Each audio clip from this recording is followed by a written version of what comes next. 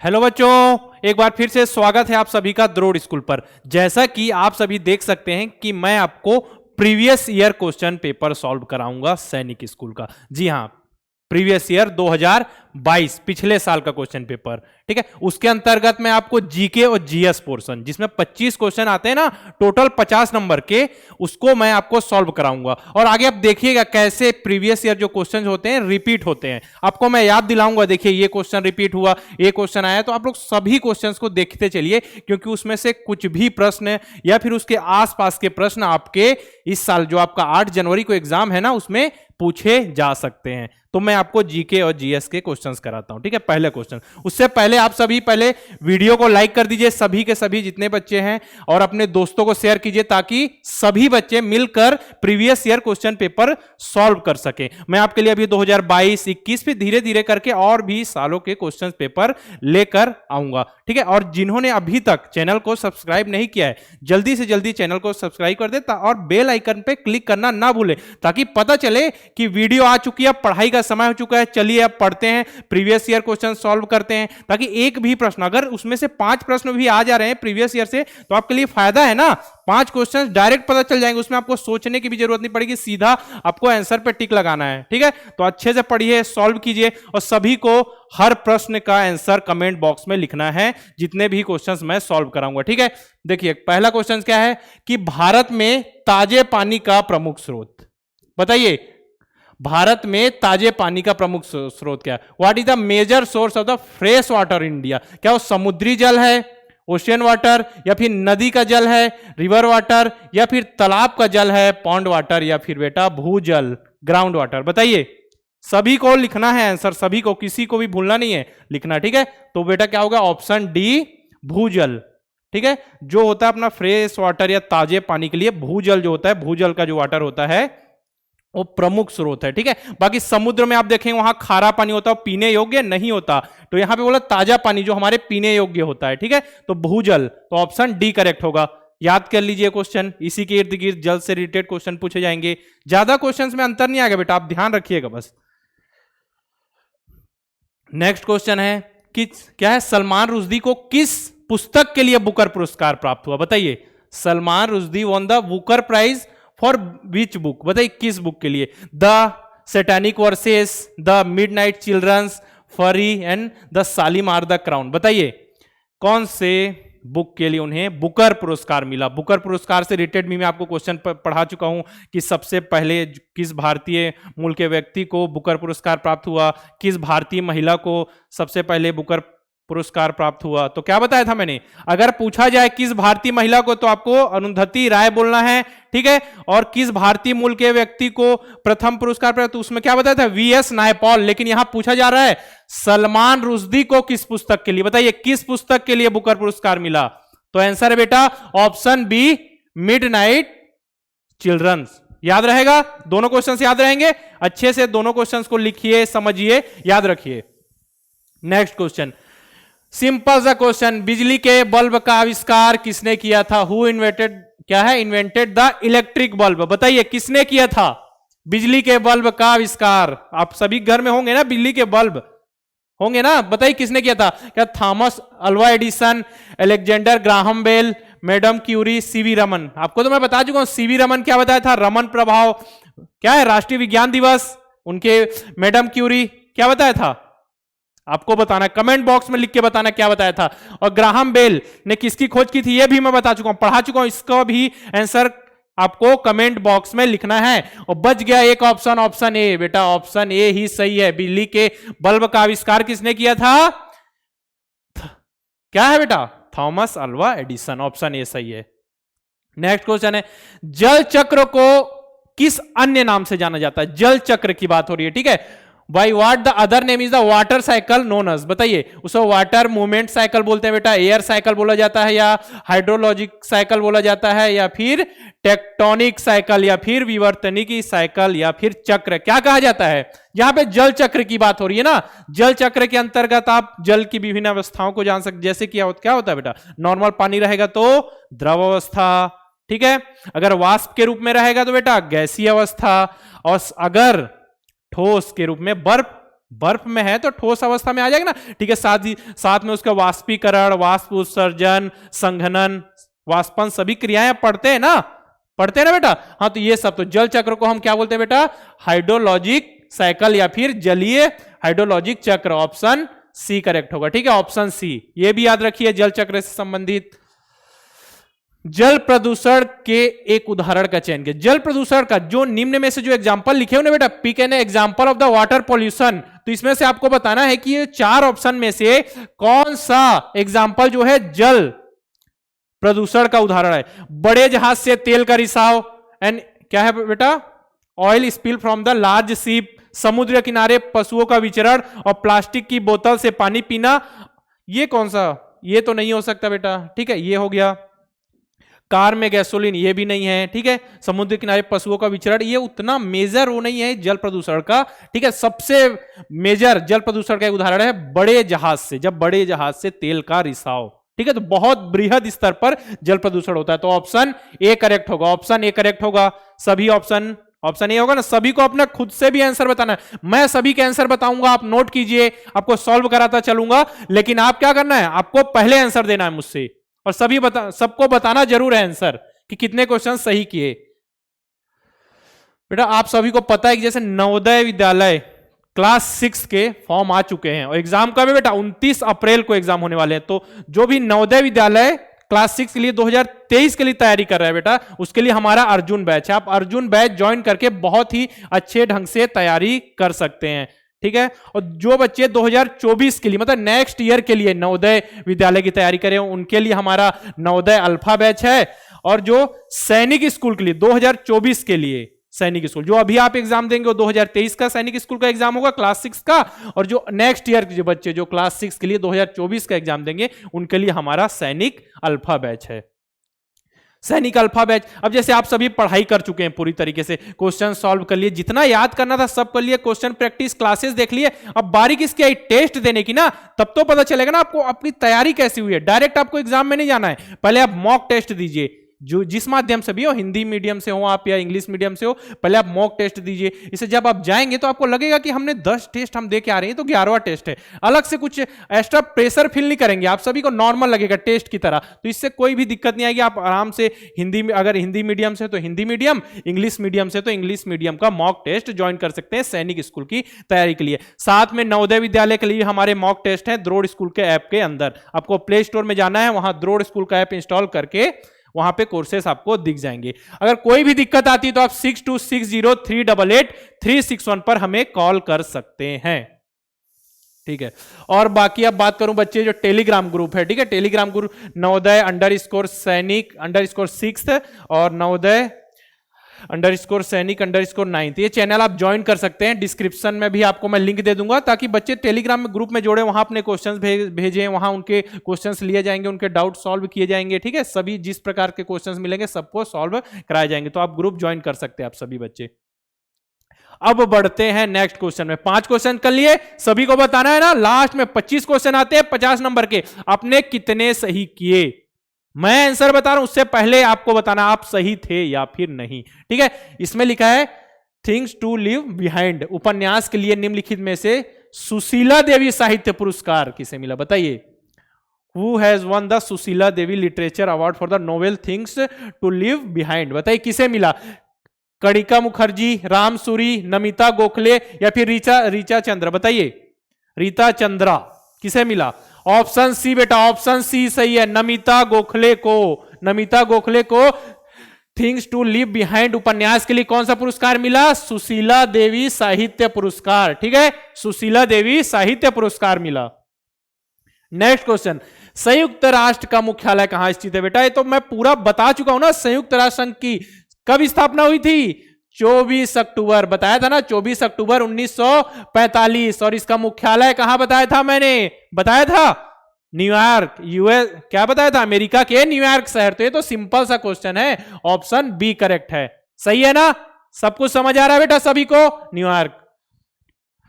Next question है, किस नृत्य शैली का नाम उसकी उत्पत्ति से संबंधित गांव के नाम पर पड़ा? बताइए। Which classical dance form is the named after the village of originate from? मतलब कोई एक ऐसी नृत्य शैली है जिसका नाम उसके गांव, किसी गांव के नाम पर, उस गांव में उस नृत्य शैली का उपयोग हो तो उस गांव का ही नाम दे दिया गया उस नृत्य शैली। तो ऐसा कौन सी नृत्य शैली है जिसका नाम जो है बेटा उत्पत्ति गांव के नाम के पर पड़ा? तो एक कुचिपुड़ी है, कथकली है, भरतनाट्यम या मोहिनीअट्टम। तो इसका आंसर है बेटा ऑप्शन ए कुचिपुड़ी। आंध्र प्रदेश राज्य, समझ गए, कृष्णा जिले के कुचिपुड़ी गांव से इस नृत्य शैली का उद्भव हुआ। ठीक है, तो ये क्या है बेटा, कुचिपुड़ी जो डांस है, कुचिपुड़ी एक गांव भी है, कृष्णा, आंध्र प्रदेश राज्य के कृष्णा जिले में कुचिपुड़ी गांव, वहीं से कुचिपुड़ी नृत्य शैली का उद्भव हुआ। तो ऑप्शन ए करेक्ट है। ठीक है, ऑप्शन ए पे टिक करेंगे सभी। बताइए ऊतक किसमें सहायक होते हैं? What do tissues help in? बताइए, क्या वो faster development, division of labour among cells, या फिर हायर रिप्रोडक्टिव पोटेंशियल, या फिर बॉडी स्ट्रेंथ? यहां बात हो रही है तीव्र विकास, कोशिकाओं के मध्य श्रम विभाजन, ठीक है, और क्या बेटा प्रजनन की सुदृढ़ क्षमता, या फिर शरीर का सामर्थ्य बढ़ाने के लिए, मतलब बॉडी स्ट्रेंथ को बढ़ाने के लिए। ठीक है, तो जो ऊतक, क्या बताया था मैंने, सबसे छोटी इकाई कोशिकाओं से मिलकर ऊतक बनेंगे, ऊतक से हमारी त्वचा। ठीक है, तो जो ऊतक होते हैं बेटा कोशिकाओं के मध्य श्रम का विभाजन करते हैं। ऑप्शन बी करेक्ट होगा, ऑप्शन बी। ठीक है, यहां डबल लिखा गया क्या? ठीक, कोई बात नहीं। ठीक है, ऑप्शन बी करेक्ट होगा, ऑप्शन बी। ठीक है, ऑप्शन बी। नेक्स्ट क्वेश्चन है कि दही के निर्माण में कौन सा जीवाणु मददगार है? यह भी बता चुका हूं ना मैं। दही के निर्माण में कौन सा जीवाणु बेटा? लैक्टोबैसिलस। सिंपल क्वेश्चन, टिक लगाइए और आगे बढ़िए, ऑप्शन बी। नेक्स्ट क्वेश्चन है कि जीवाश्म ईंधन के संबंध में निम्नलिखित में से कौन सा कथन सही है? बताइए बेटा कि which one of the following statement is the true about the fossil fuels? बताइए दे आर क्या रिन्यूएबल रिसोर्सेस हैं, ठीक है, they are found within the top layer of the earth crust, they are formed over the course of the 10 year, they are remains once living organism. मतलब बोला जा रहा है बेटा कि ये नवीनीकरण ऊर्जा संसाधन है। ठीक है, ये पृथ्वी की परपट्टी, मतलब जो भूपरपट्टी ऊपर की परत होती है ना, बताया ना, 3 भूपरपट्टी, प्रवार, क्रोड बताया था ना मैंने। ठीक है, परपट्टी के सबसे ऊपरी भाग में पाई जाती है। ये 10 वर्ष की अवधि में बनते हैं या फिर एक समय के सजीवों के अवशेष हैं। तो क्या है बेटा, जो जीवाश्म ईंधन फॉसिल फ्यूल क्या होते हैं ऑप्शन डी, एक समय के सजीवों के अवशेष। They are the remains of the once living organism. ठीक है, याद रहेगा, ऑप्शन डी करेक्ट है। नेक्स्ट क्वेश्चन है, इनमें से किस मिठाई को पहले तला जाता है? ठीक है, फिर चीनी के सिरे में डुबाया जाता है, फिर आमतौर पर जिसका आकार गोल होता है और रंग नारंगी होता है। बताइए, गाजर का हलवा आकार गोल कहां होता है? गाजर के हलवा का गलत। रसगुल्ला गलत, रसगुल्ले का आकार गोल होता है, लेकिन क्या बोला है बेटा, चीनी के सिरे में तो इसे डुबाया जाता है। ठीक है, जिसका आकार गोल, नारंगी नहीं होता। ठीक है, भाखरवड़ी नहीं, तो बच गया कौन सा? जलेबी बेटा, जलेबी जनरली क्या है, जलेबी की तरह गोल है बोलते हैं ना। ठीक है, हल्का गोल शेप। ठीक है, तो क्या होती है, तला जाता है पहले इसे। ठीक है, जलेबी को तला जाता है, सही है। चीनी के सिरे में डुबाया जाता है, बिल्कुल सही। ठीक है, आमतौर पर जिसका आकार गोल होता है। ठीक है, कुछ टेढ़ी मेढ़ी हो जाती है, लेकिन आमतौर पर गोल होता है और रंग नारंगी होता है। तो ऑप्शन डी करेक्ट है, ऑप्शन डी करेक्ट है। ठीक है, नेक्स्ट क्वेश्चन है, रिक्टर पैमाने पर कितने से अधिक मान गंभीर क्षति? मैंने क्या बताया था, भूकंप की तीव्रता मापने वाले गणितीय पैमाने को हम क्या बोलते हैं? रिक्टर स्केल कहते हैं ना। रिक्टर स्केल पे 1 2 3 4 5 6 7 8 9 से ऊपर तक, ठीक है, अंक होते हैं जिससे वो उसकी कितनी क्षति पहुंचा रही है। ठीक है, उसको बताते हैं ना गंभीर। जैसे 1 है तो नॉर्मल, जो भूकंप आता है ना, भूकंप की तीव्रता मापने के लिए गणितीय पैमाना है। तो यहां बेटा गंभीर क्षति बोल रहा है, गंभीर क्षति 7 से ऊपर। ठीक है, मतलब ऑप्शन ए। मतलब ऐसा नहीं कि 5-6 में गंभीर क्षति नहीं होगी, लेकिन अगर गंभीर क्षति की बात हो रही है तो 7 से ऊपर आएगा। ठीक है, उसमें मकान टूट जाएंगे, बहुत ज्यादा नुकसान होता है। गंभीर क्षति की बात हो रही है तो 7 से ऊपर, याद रखिए। नेक्स्ट क्वेश्चन है कि भारतीय राष्ट्रीय ध्वज में श्वेत रंग किस अर्थ को निरूपित करता है? बताइए, what does white colour in the Indian national flag represent? बताइए, सैक्रिफाइस, पीस एंड ट्रूथ। बताइए, जीवन में समृद्धि, prosperity of life and none of this. देखा ना, भारत का राष्ट्रीय ध्वज तिरंगा, कितने रंग होते हैं?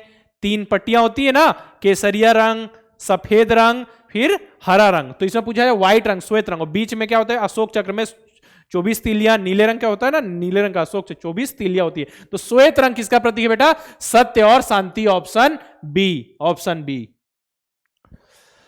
गलत कथन का चयन करना है आपको, क्या करना है बेटा, गलत कथन। यहां ध्यान दीजिए ना, आपको ऐसा नहीं कि आप सही कथन चुन ले, यहां लिखा हुआ है pick out the incorrect statement. यहां लिखा हुआ है gravitational effect only part of the earth, गुरुत्वाकर्षण लोहे को खींचता है, ग्रेविटेशनल पुल्स आयरन, गुरुत्वाकर्षण वस्तुओं को तैरने से रोकता है, बताइए prevent things from the floating, विमान गुरुत्वाकर्षी क्षेत्र में नहीं उड़ता, aeroplane do not fly in the gravitational field. तो इसमें गलत कौन सा है, ठीक है, लोहे को खींचता है, बिल्कुल सही है, ये सही है। तैरने से रोकता है, हाँ जी सही है। लेकिन विमान गुरुत्वाकर्षी क्षेत्र में नहीं उड़ता। अगर अधिक गुरुत्वाकर्षी क्षेत्र है तो वहां विमान नहीं उड़ सकता, अगर बहुत अधिक। लेकिन नॉर्मल में क्या है बेटा, लेकिन ये जो देखिए दो स्टेटमेंट में यहां पे डाउट है, एक स्टेटमेंट 1 ए और डी, बाकी ये दोनों तो सही है बिल्कुल। तो इसमें अगर आप बात करें कि नहीं उड़ता, ठीक है, विमान गुरुत्वाकर्षी क्षेत्र में नहीं उड़ता, तो जो बहुत बड़े स्तर पर गुरुत्वाकर्षण है, मतलब बहुत ज्यादा गुरुत्वाकर्षण है, तब नहीं उड़ता, उस केस में सही होगा। लेकिन हमको चुनना है गलत कथन ना, तो यहां पे ये भी कुछ हद तक, लेकिन सबसे ज्यादा गलत बोला जाए बेटा तो ये होगा ऑप्शन ए। ऑप्शन ए इसका होगा करेक्ट आंसर, कि गलत है। गुरुत्वाकर्षण का प्रभाव केवल पृथ्वी पर है लिखा है, नहीं ऐसा नहीं है, सभी पिंडों के मध्य है, केवल पृथ्वी पर नहीं है, ठीक है, केवल पृथ्वी पर नहीं है, तो इसका ये गलत है। ऑप्शन ए जो है बेटा गलत है, बाकी तीनों सही है, ठीक है, बाकी तीनों सही है, ऑप्शन ए गलत है। नेक्स्ट क्वेश्चन है, नंदा देवी किस राज्य या फिर केंद्र शासित प्रदेश में स्थित है, विच स्टेट और union territory is Nanda Devi located in, बताइए बताइए इसका आंसर बताइए। पढ़ा चुका हूं ना मैं, कहा है उत्तराखंड, ऑप्शन सी उत्तराखंड, ठीक है। क्या बताया था, उत्तराखंड की सबसे ऊंची चोटी नंदा देवी, बताया था मैंने, नंदा देवी। हिमालय पर्वत श्रृंखला है, उसकी सबसे ऊंची चोटी कौन सी बताई थी मैंने, कंचनजंगा। हिमालय की, भारत में कंचनजंगा, लेकिन हिमालय की सबसे ऊंची चोटी क्या है बेटा, माउंट एवरेस्ट। अगर भारत में पूछा जाए हिमालय की सबसे ऊंची चोटी कंचनजंगा, लेकिन भारत की सबसे ऊंची चोटी बोला जाए तो K2, किसमें, काराकोरम पर्वत श्रेणी में है, और एक है हिमालय पर्वत श्रेणी में। तो हिमालय पर्वत श्रेणी में सबसे ऊंची चोटी जो भारत में है कंचनजंगा, और दूसरी बेटा नंदा देवी, हिमालय की दूसरी ऊंची चोटी जो भारत में, नंदा देवी, ठीक है। कितना है, हाइट कितनी है, 7816 मीटर, ऑप्शन सी उत्तराखंड। बीजावरण से क्या तात्पर्य बेटा, what is meant by the seed code, seed code बताया था ना, बीज के 3 भाग भी बताया था, ठीक है। तो उसमें सीड कोड से क्या मतलब है बेटा, भंडारित भोजन के चारों ओर दृढ़ आवरण, तो इसमें हार्ड कवर होता है अराउंड द फूड स्टोर, ठीक है। अंकुर के चारों ओर दृढ़ आवरण, ठीक है, इसमें लिखा हुआ hard cover around the baby plant, बीज का संरक्षी बाह्य आवरण, the protective outer coat of the seed. ये तो सिंपल सा पता चल गया, लास्ट ऑप्शन भी पढ़ लेते हैं, पादपों की जड़ों के चारों ओर का आवरण, hard cover around the roots of the plant. तो ऑप्शन सी करेक्ट होगा ना। क्या बताया था, बीजा आवरण, सीड कोट मतलब बीज का बाहरी भाग, गया क्या है, बीज का बाहरी भाग, यहां लिखा है ना बाहरी बाह्य आवरण, ठीक है, मतलब प्रोटेक्टिव आउटर मतलब उसको बचाता है ना, बीज की रक्षा करता है, बाहरी लेयर, याद रहेगा सभी को।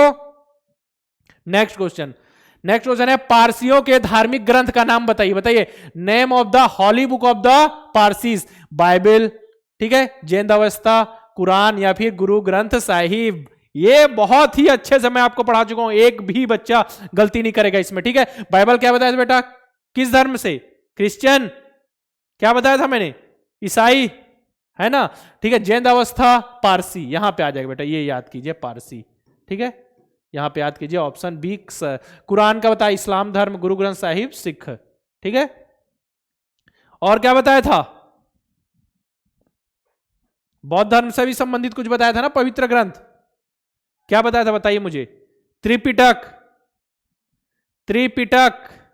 किस धर्म से संबंधित है, आपको लिखना है, ठीक है, कमेंट बॉक्स में लिखना है। मसूड़ों से खून आना क्या है, घाव देर से भरना और पसलियों में दर्द रहना, किस विटामिन की कमी से होता है बताइए। इतनी सारी बीमारी बता दी, मसूड़ों में खून आना, घाव देर से भरना और पसलियों में दर्द होना, किस विटामिन से, मसूड़ों में खून आना, विटामिन सी, किस विटामिन कमी से? Vitamin C. Vitamin C, vitamin C की कमी से कौन सा रोग होता है? स्कर्वी बेटा। क्या होता है? स्कर्वी, याद रखिएगा, ठीक है, याद रखिएगा, स्कर्वी। तो यहां विटामिन सी, विटामिन सी किससे मिलता है? जितने भी खट्टे फल होते हैं उनसे हमें विटामिन सी की प्राप्ति होती है। नेक्स्ट क्वेश्चन है, पृथ्वी का कौन सा भाग जैव विविधता में के लिए सहायक है? Which part of the earth support biodiversity? बताइए कौन सा? जैव मंडल, पशु विहार, परितंत्र निश्चय, जैविक समुदाय? कौन सा? जैव मंडल बेटा, इसमें कोई सोचने वाली बात ही नहीं है, सिंपल सा क्वेश्चन है, जैव मंडल। ठीक है, पृथ्वी के जैव मंडल। जैव मंडल समझ गए? बताया था ना मैंने आपको, जैव मंडल, स्थल मंडल। ठीक है, तो ऑप्शन ए। बुद्ध को आत्मज्ञान की प्राप्ति कहां हुई? ये सिंपल सा क्वेश्चन, बहुत ही ज्यादा सिंपल। बताइए, where did the Buddha attain enlightenment? ठीक है, आत्मज्ञान की। लुम्बिनी में जन्म, बताया था ना, याद रखिए, अभी मैं आपको बताता हूं। ठीक है, यहां जन्म हुआ था बेटा, लुम्बिनी में। ठीक है, बोध गया में क्या हुआ था? आत्मज्ञान की प्राप्ति, आत्मज्ञान यानी इनलाइटमेंट। ठीक है, सारनाथ में प्रथम उपदेश, प्रथम उपदेश देखते जाइए, प्रथम उपदेश। ठीक है, कुशीनगर में क्या है? महापरिनिर्वाण, बताया था, महापरिनिर्वाण। महापरिनिर्वाण मतलब मोक्ष की प्राप्ति हुई, मतलब अपने शरीर देह त्याग की घटना को क्या महापरिनिर्वाण कहा जाता है। ठीक है, कुशीनगर में। मेघ बीजन में कौन सी प्रक्रिया शामिल है जो वर्षा लाने की तकनीक है? बताइए, what process is the involve in the cloud seeding which is the technique that includes rain? मतलब वर्षा लाने की तकनीक में सहायक। ऐसी बताइए, ऐसी किसी कृषि पद्धति अपनाना जो वर्षा पर आधारित हो। ठीक है, जब वातावरण में मौजूद जल वाष्प, धूल अथवा लवण के कण के चारों ओर ठंडा और संघनित हो जाता है, मेघों का निर्माण कर उन्हें आकाश में पहुंचाना, मेघों को बीज जैसी संरचना में क्या है? परिक्षेपित करना। ठीक है, इसमें लिखा है adopting the agriculture practice that depend on clouds when water vapour in atmosphere cools and condense. क्या है बेटा? कंडेंसेशन, समझ गया, संघनन बताया था, अराउंड क्या है? Particle of dust. C option है, making clouds and placing them in sky and scattering clouds to form seed like structure. तो क्या है बेटा? मेघ बीजन बोल रहा है ना, मतलब कि क्लाउड सीडिंग। क्लाउड सीडिंग का मतलब ये बेटा यहाँ क्या है? ये है जब वातावरण में मौजूद जल वाष्प, धूल अथवा लवण के कण चारों ओर ठंडा और संघनित हो जाते हैं। Option B. ठीक है, मेघ बीजन अगर पूछा जाए तो ऑप्शन यहाँ पे बेटा बी आएगा। पता है ना आपको बादल का निर्माण कैसा होता है? उसमें क्या जल की बूंदें होती है। ठीक है, तो संघनित होती है, ठंडी होती है, फिर वर्षा होती है। सबसे पहले तो जो अपने स्थल में जो पानी रहता है वो सूर्य के प्रकाश से क्या है, क्या होता है बेटा? वाष्प गर्म उष्मा प्राप्त करके वाष्प बन जाता है, वाष्प बन के उड़ जाता है। प्रोसेस समझा चुका हूं ना मैं आपको। तो इसका होगा बेटा मेघ बीजन का ऑप्शन बी, सी क्लाउड सीडिंग। हो गया क्लियर है? नेक्स्ट क्वेश्चन, प्रसिद्ध मीनाक्षी मंदिर कहां स्थित है? बताइए, where is the famous Meenakshi temple located? बताइए, उज्जैन में है, वाराणसी में है, मदुरई में, या फिर रामेश्वरम में? मीनाक्षी मंदिर की बात हो रही है बेटा। मीनाक्षी मंदिर कहां है? बताइए, मीनाक्षी मंदिर कहां है? मीनाक्षी मंदिर है बेटा option C, option C Madurai. कहां? तमिलनाडु राज्य के मदुरई शहर में स्थित है मीनाक्षी मंदिर। अगर आपसे पूछा जाए ऑप्शन में, दो क्वेश्चन दे रहा हूं आपको, आंसर देना। सूर्य मंदिर कहां है? ठीक है, एक बताना है आपको सूर्य मंदिर कहां है, दूसरा बताना है स्वर्ण मंदिर कहां है। ठीक है, पहला है बेटा कि क्या है, सन टेम्पल कहां है, दूसरा गोल्डन टेम्पल कहां है। दोनों के आंसर मुझे कमेंट बॉक्स में चाहिए, सभी के आंसर चाहिए मुझे। नॉकआउट शब्द का उपयोग किस खेल में होता है? बताइए, in which sport in the term knockout used? तीरंदाजी में आप नॉकआउट यूज करते हैं क्या? नहीं। ठीक है, नहीं। मुक्केबाजी को अभी छोड़ते हैं। ठीक है, गोल्फ में बिल्कुल नहीं, बिलियर्ड्स में बिल्कुल नहीं। तो नॉकआउट क्या है बेटा? मुक्केबाजी, ऑप्शन बी में। मुक्केबाजी में देखा होगा आपने, यह तो आप किसे मुक्केबाजी आप जा रहे हैं ना, बॉक्सिंग। ठीक है, बॉक्सिंग में अगर आप डायरेक्ट मार के गिरा देते हैं, ठीक है, सामने वाला वहां पे हार मान लेता है, नॉकआउट हो जाता है, पूरी तरीके से हार जाता है। या फिर वो इतनी ज्यादा मतलब ऐसी स्थिति में आ जाता है कि हारने की स्थिति में, ठीक है, लड़ता है लेकिन उतनी प्रॉपर तरीके से नहीं लड़ पाता, नॉकआउट होकर हार जाता है। और एक होता है कि लास्ट तक जो बॉक्सिंग है वो चलती रहती है। ठीक है, तो उसमें क्या जो रेफरी होता है वो अपने अनुसार जिसकी ज्यादा किक पड़ी उस हिसाब से विजेता घोषित करता है। नॉकआउट में डायरेक्ट हार हो जाती है। ठीक है, तो ऑप्शन बी। मुक्केबाजी। ठीक है, भारत पाक युद्ध 1971 के दौरान सेना प्रमुख कौन थे? बताइए, who was the chief of the army during the Indo पाक वार? 1971 इंडो पाक वार, याद रखिए इंडो पाक वार। ठीक है, पहले क्या हुआ था पता है ना? पहले पूर्वी पाकिस्तान था और पश्चिमी पाकिस्तान। ठीक है, पूर्वी पाकिस्तान और पश्चिमी पाकिस्तान। जो अभी बांग्लादेश है ना बेटा, वो पहले क्या था? पूर्वी पाकिस्तान था। क्या था? पूर्वी पाकिस्तान। 1971 में भारत और पाकिस्तान के मध्य युद्ध हुआ, उसके बाद किसका जन्म हुआ? बांग्लादेश का। कब हुआ? 1971 में। 1971 में। तो उस समय पूछा जा रहा है कि चीफ ऑफ आर्मी कौन थे? सेना प्रमुख कौन थे?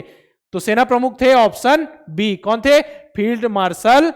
कौन थे? फील्ड मार्शल कौन थे? बताइए बताइए, फील्ड मार्शल क्यों बोला जा रहा है? आपको मैंने बताया था ना, फील्ड मार्शल कौन थे? ऑप्शन ए, बी, सी या फिर डी? कौन थे? मोनेक्सॉ। ठीक है, कौन थे? Field marshal Manekshaw. याद रहेगा।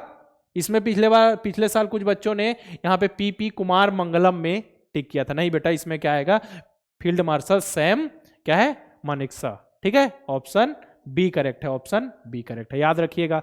अब मैं तीनों जो चीफ का नाम लिखना आपको, इंडियन आर्मी, इंडियन नेवी और इंडियन एयरफोर्स, साथ में Indian navy day, army day और क्या एयरफोर्स डे कब मनाया जाता है, साथ में अभी उनके चीफ कौन है आपको बताना कमेंट बॉक्स में लिख के। आपको मैंने पूरे 25 क्वेश्चन करा दिए। ये हो गए 2022 के जीके और जीएस के क्वेश्चन। उसी तरीके से जितने भी सब्जेक्ट है आपके सभी के प्रीवियस ईयर क्वेश्चन पेपर आएंगे, सॉल्व कीजिए। मैं आपको बताऊंगा बहुत सारे क्वेश्चन बेटा रिपीट होते हैं या उसके आसपास के ही क्वेश्चन पूछा। जैसे यहां पे पूछा गया कि इंडो पाक वार, ठीक है, यहां पूछा इंडो पाक वार 1971 में कौन थे सेना प्रमुख। अब पूछा जाएगा कि 1999 के समय कौन थे? अब बताइए, 1999 में भारतीय सेना प्रमुख कौन थे? ऐसा पूछ लिया जाए तब भी आपको बताना है। मतलब आपको रिलेट करना है कि ये क्वेश्चन आया तो उससे संबंधित क्वेश्चन भी पूछा जा सकता है कि 1999 में जब कारगिल का युद्ध हुआ था उस समय सेना प्रमुख कौन थे, उस समय प्रधानमंत्री कौन थे, उस समय रक्षा मंत्री कौन थे। सब क्वेश्चन मैं समझा चुका हूं ना,